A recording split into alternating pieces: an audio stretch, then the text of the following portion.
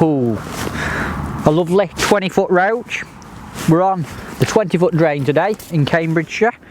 We're having an awesome time catching lots of little fish, and while I'm here I'm going to give you my 5 top tips for fishing natural venues like this.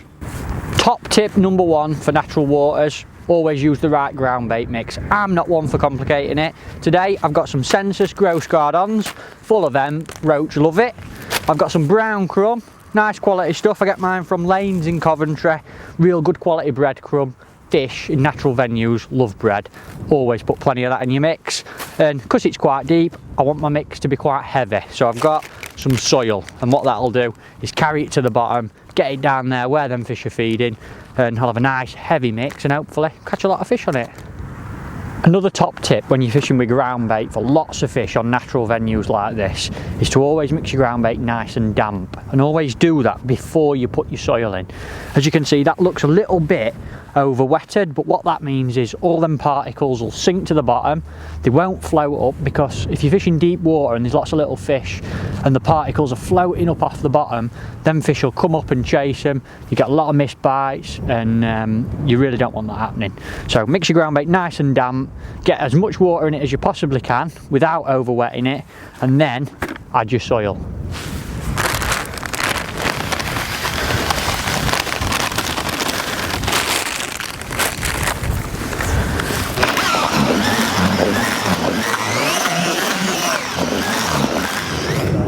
You might have noticed I've got 2 ground bait bowls here. One has got no feed in it at all, and then this little beauty is full of bait. And this is what I like to call my working bowl. And what I'll do is I'll add bait to this, different amounts, and if I think it's not right I can just tip it away, get a bit of fresh ground bait out, and alter what particles I put in. Now here on the 20-foot, earlier today it were better to feed a little ball of ground bait really regular, full of bait with lots of particles in, but now the fish are here, I've cut that right back, so these balls have just got a little bit of hemp in and an odd dead maggot, and that seems to be working a lot better. And by having 2 different mixers, one with nothing in and then your little working bowl, that allows you to be really versatile and you can adapt during a session. When you look at people's rigs on natural venues, you'll see all kinds of weird shaped floats, and I've got 2 examples here. The first is a long, slim carrot or pencil style float. The other one's a traditional round bodied, and they actually do different jobs.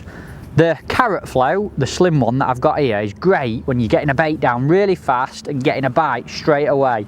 It doesn't tangle up because of the shape of it, cocks straight away, and you can have a bulk nice and close to your hook, bomb it down, get a bite instantly. The round bodied one is a lot more stable, and what that does is when you've got wind or skim on the water and you're looking to hold your bait a little bit steadier, maybe wait a little bit longer for a bite from a bigger fish, that's the one to use. So a couple of options there. Always set both up, and hopefully some big ones on this, loads of little ones on this. There's a couple of different ways of hooking maggots that depend on the style of fishing you're actually doing. Now today we're catching lots of little fish really quickly, and a great little trick is to thread a maggot on the hook. I'll show you how to do it now. Pick a maggot out of your bowl, pierce the flat end with your hook, and as you noticed I've got a nice long shank hook here, which always helps, and then slowly bend the maggot around on the point of your hook, right up the bend, right up the shank, and just pierce it at the bottom end so the hook point's showing again. And that'll stay on that shank for up to a dozen fish. Even when it's a bit soggy and mushed up, they'll still take it when there's a lot of fish there. Now the other way, of course, is the traditional way. And if the fishing's a little bit harder and you want to make sure that that hook goes into fish properly, or you want a bit of attraction from a maggot riddling, you just hook it traditionally, and that's simply a case of piercing it very lightly through the flat end like so there's no blood, and that maggot's wriggling lovely and lively on the hook.